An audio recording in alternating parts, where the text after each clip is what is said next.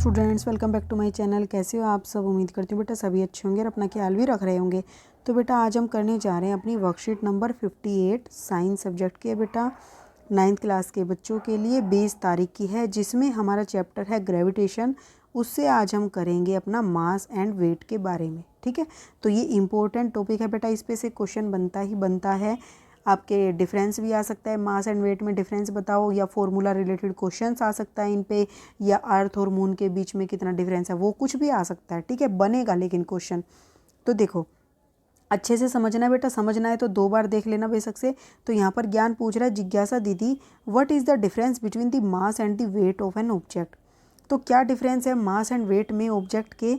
तो ये क्या बताती है, we know that the mass of an object is the measure of its inertia. ठीक है, हम जानते हैं बेटा कि मास जो होता है किसी भी ऑब्जेक्ट का वो मेजर होता है इनर्शिया का, यानी कि कोई भी वो जो ऑब्जेक्ट है वो कितना किसी चीज़ का विरोध करता है। ठीक है, रेजिस्ट करता है अपनी गति में, मतलब कि मोशन में चेंज आने से, या रेस्ट में है चाहे मोशन में है, वो उसको अपोज करता है। ठीक है, greater is the mass of an object greater will be it's inertia. जितना ज़्यादा मास होगा उतनी ज़्यादा उसकी इनर्शिया होगी, उतना ज़्यादा वो रोक सकेगा अपने आप को एक जगह से दूसरी जगह पर जाने में, या चलता है तो रोकने में, रुकने को अपोज करेगा, और रुका हुआ है तो चलने को अपोज करेगा। ठीक है, the mass of an object is the amount of matter it contain. अब मास क्या होता है बेटा उस ऑब्जेक्ट का, उस ऑब्जेक्ट के अंदर कितना अमाउंट ऑफ मैटर है, मतलब उसके अंदर कुल पदार्थ की कितनी मात्रा है। Whereas the weight of an object is at a place is the force with which the celestial body attract that object. ठीक है, अब वेट जो होता है वो होता है एक तरीके का एक पर्टिकुलर प्लेस पर force with which the celestial body, यानी कि जो भी ऑब्जेक्ट उसको अट्रैक्ट कर रहा है। ठीक है, जिस भी मतलब कि कोई ऑब्जेक्ट है किसी सेलेशियल बॉडी पर है, मून पर है, अर्थ पर है, या किसी और प्लेनेट वगैरह पर है, तो वो उसको कितने फोर्स से अट्रैक्ट कर रही है वो कहलाता है वेट। ठीक है, मास of an object does not change with the change in the place. अब मास चेंज नहीं होता, किसी ऑब्जेक्ट के अंदर कितनी क्वांटिटी है वो चेंज नहीं होगी उसकी एक स्थान से दूसरे स्थान पर। ठीक है, लेकिन जो वेट है वो चेंज हो जाएगा, क्योंकि वेट क्या बोला बेटा, फोर्स होता है जो क्या होता है उस ऑब्जेक्ट के द्वारा उसको लगाया जाता है, एक तरीके का ग्रेविटेशनल फोर्स है बेटा ये। ठीक है, जिसको हम वेट बोल देते हैं। ठीक है, ग्रेविटेशनल फोर्स ना बोल के। तो वो वेट क्या है, डिस्टेंस पर डिपेंड करता है बेटा। हमने पता डिस्टेंस जितना ज़्यादा दूर होगा, और उस ऑब्जेक्ट जो ऑब्जेक्ट उस पर फोर्स लगा रहा है उस ऑब्जेक्ट के मास पर डिपेंड करता है। ठीक है, जितना ज़्यादा मास होगा किसी ऑब्जेक्ट का उतना ज़्यादा उसके द्वारा बल लगाया जाए। कोई ताकतवर बेटा कोई ताकतवर व्यक्ति है तो वो ज़्यादा मतलब कि किसी चीज़ पर बल लगा सकता है या फिर फोर्स लगा सकता है, या जो कमज़ोर व्यक्ति होगा वो ज़्यादा फोर्स लगा सकता है। तो ज़्यादा मतलब जिसका ज़्यादा वेट होगा, मतलब जिसका ज़्यादा वजन होगा, ठीक है, जिसका ज़्यादा मास होगा वही ज़्यादा क्या कर सकता है, फोर्स लगा सकता है किसी चीज़ को। ठीक है, उस पर बल ज़्यादा लगा सकता है कमज़ोर की अपेक्षा। समझ गए होंगे बेटा आई थिंक आप। अब हम पढ़ते हैं wait of an object on moon. अब वेट जो है, जो वेट को क्या है आप समझना, वेट आते ही दिमाग में ये समझना ये क्या है, एक फोर्स है। तो जो फोर्स है वो मून के द्वारा किसी ऑब्जेक्ट पर कितना लगाया जाता है वो कैसे पता करेंगे। Let the mass of an object be M. हमने मान लिया ये मून है, इसका मास कितना है, एम है, और wait of the object on moon W, और उसका जो वेट है यानी कि फोर्स उसके द्वारा जो लगाया जाएगा किसी ऑब्जेक्ट पर वो डब्ल्यू एम है। Let the mass of the moon be M. ठीक है, ये तो बेटा क्या था, ये मास है मून का, और जो एम था वो था एक ऑब्जेक्ट का, ये वाले ऑब्जेक्ट का। ठीक है, अब इसकी रेडियस क्या है इस मून की, ये हमने मान ली आर एम है। ठीक है, ये ऑब्जेक्ट है, ये मून है, ये मून इस मून के द्वारा लगाया गया फोर्स है जिसको हमने वेट बोला है। From universal law of gravitation, अब हम कह सकते हैं उस मून के द्वारा जो फोर्स लगाया गया अट्रैक्शन वाला वो कितना होता है बेटा, हम जानते हैं F equal to G M into M upon में आर की स्क्वायर डी की स्क्वायर, इस तरीके से निकालते। तो यहाँ एफ को हमने डब्ल्यू एम से डिनोट किया है। ठीक है, और एम को हमने किससे किया है, मून के मास से, ये ऑब्जेक्ट का मास है, और ये इसकी रेडियस से दिखाया है। ठीक है, तो ये हो गई एक इक्वेशन। दूसरा इसको बोल दिया wait of an object on moon, तो ये ऑब्जेक्ट का वेट हो गया, यानी कि उस ऑब्जेक्ट पर कितना फोर्स लगाया जा रहा है ये वो हो गया। अब let the weight of this same object on the earth be W and mass of the earth be M E and radius ये।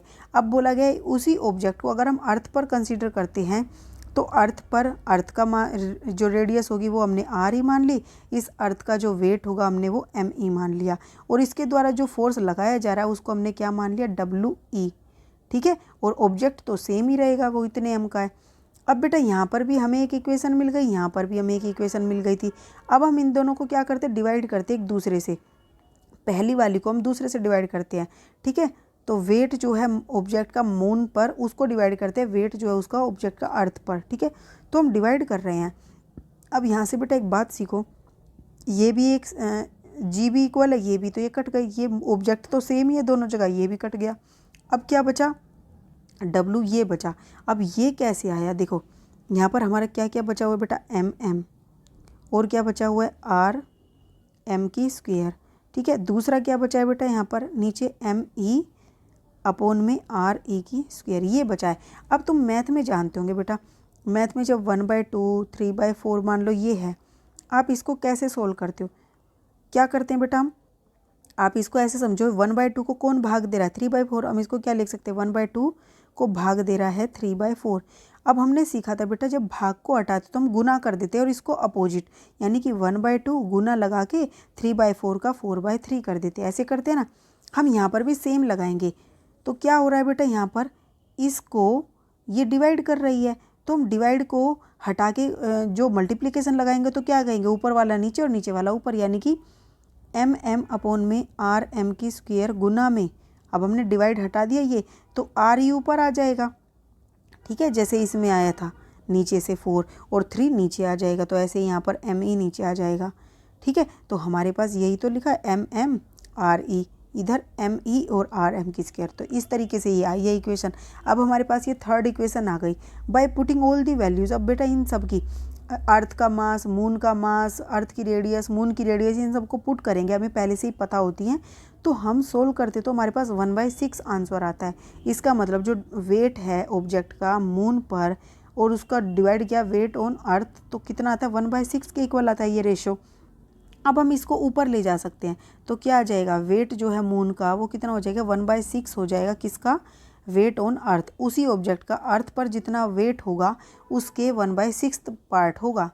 ठीक है, या फिर इसको आप ऐसे कह लो, इसको इससे क्रॉस मल्टीप्लाई कर दो, वेट जो है मून पर वो 6 गुना होगा किसका, वेट जो है अर्थ पर, जितना अर्थ पर होगा उसका 6 गुना होगा, या तो ये बोलो, या वेट जो है क्या नाम है मून पर क्या होगा, सॉरी वेट जो है अर्थ पर वो 6 गुना होता है वेट जो उसका मून पर है, या तो ये बोलो, या फिर ये बोलो कि वेट मून पर कितना होगा, जितना अर्थ पर है उसका 6 से भाग करने के बाद जो छठा हिस्सा। ठीक है, ऐसे समझो। तो अब इसका क्वेश्चन सोल्व करेंगे तब आपको और अच्छे से समझ आएगा। वेट ऑफ ऑब्जेक्ट 1/6 पार्ट, ये आपका फॉर्मूला बन गया। So if your weight on the earth is 48 newton है, then you will be way much lighter and you way will be 8 newton on moon. क्या बोला है, वेट ऑब्जेक्ट का कितना दिया है, 48 न्यूटन। न्यूटन से आप पता लगा सकते हो, ये वेट दिया गया है, मास नहीं दिया गया, अर्थ पर दिया है, तो वेट मून पर क्या हो जाएगा, 1/6 इंटू में 48 न्यूटन, अर्थ का 6 8 48, तो 8 न्यूटन आ गया, यानी कि चंद्रमा पर मून पर उसका 8 न्यूटन हो जाएगा। ठीक है, तो कम हो गया 6, जबकि ये क्या था 48, तब ये इतना हो गया 8 न्यूटन, छठा भाग हो गया।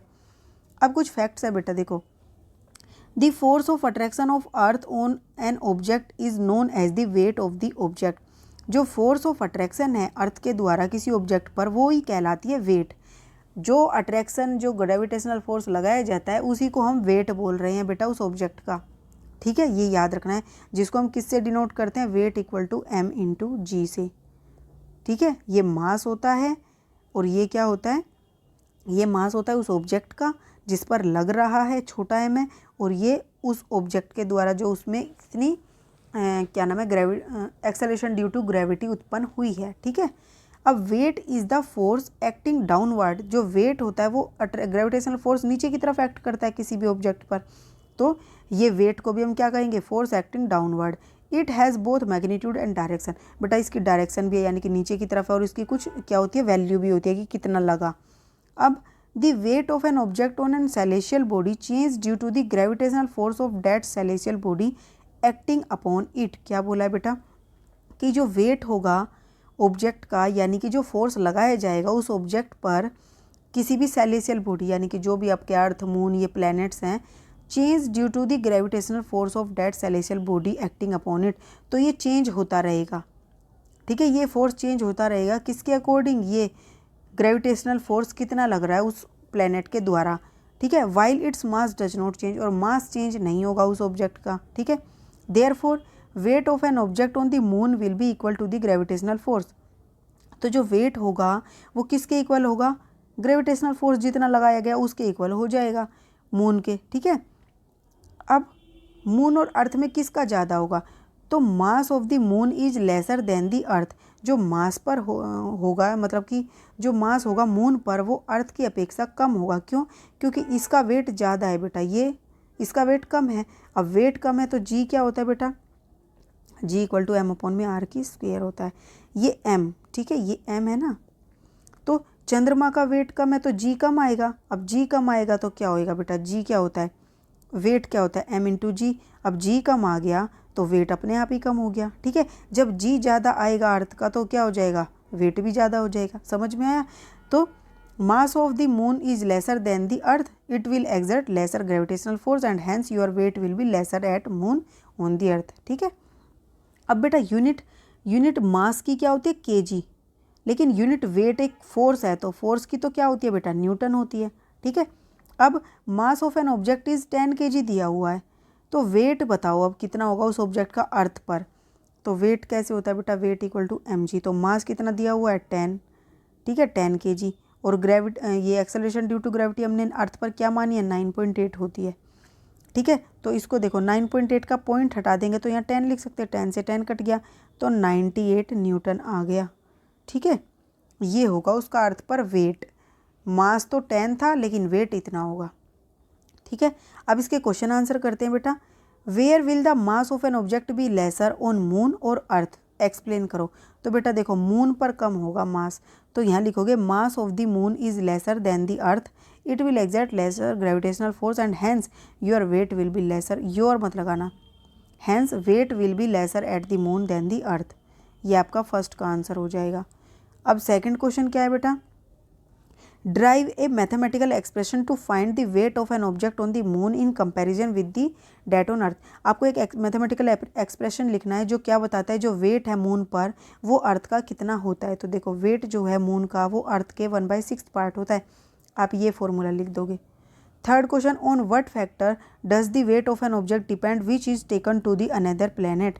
तो जो वेट है वो किस पर डिपेंड करेगा जब हम उसको एक प्लैनेट से दूसरे प्लैनेट पर लेकर जाते हैं।